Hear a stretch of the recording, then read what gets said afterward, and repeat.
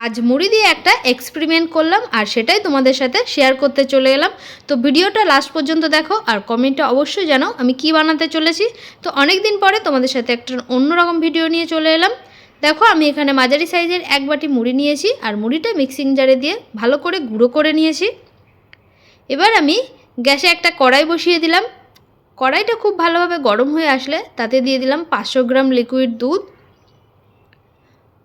দুধটাকে খুব ভালো করে ফুটিয়ে নিয়ে এবার গুঁড়ো করা যে মুড়ির গুঁড়োটা আছে সেটা আমি অল্প অল্প করে দিয়ে একটা ডো বানিয়ে নেব।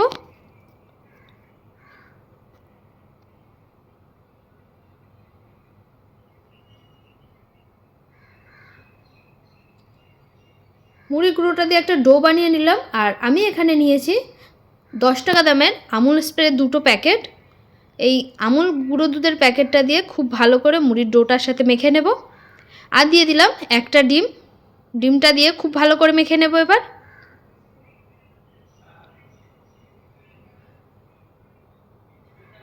দিয়ে দিলাম বড় 1 চামচের ঘি।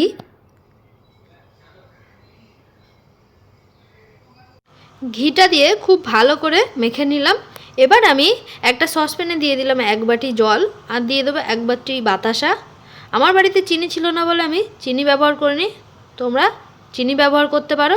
আর দিয়ে দিলাম 2টো এলাচ মাঝখান থেকে ফাটিয়ে নিয়ে দিয়ে দিলাম। জলটা খুব ভালো করে ফুটিয়ে নিলাম।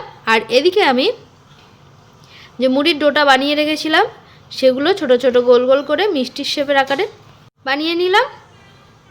এবার আমি গ্যাসে একটা কড়াই বসিয়ে দিয়েছি। কড়াইটা খুব ভালো করে গরম করে নিয়ে দিয়ে দিলাম সাদা তেল। তেলটা ভালো করে গরম হয়ে গেলে এবার যে বানিয়ে রাখা মিষ্টিগুলো সেই মিষ্টিগুলো দিয়ে দিলাম তেলের মধ্যে।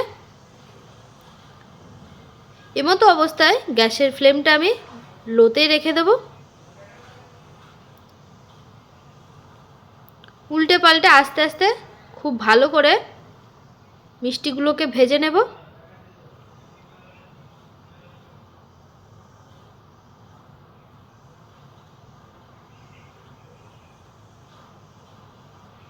এদিকে যে বাতাসার জলটা বানিয়ে রেখেছিলাম সব মিষ্টিগুলো ভাজা হয়ে গেলে বাতাসার জলের মধ্যে ছেড়ে দিয়ে 1 মিনিট ধরে খুব ভালো করে ফুটিয়ে নেব।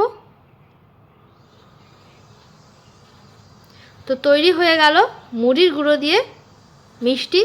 তো তোমরা অবশ্যই বাড়িতে একবার ট্রাই করো, দারুণ হয়েছিল খেতে। আশা করি খেতে ভালো লাগবে। আর ভিডিওটি ভালো লাগলে একটা লাইক করে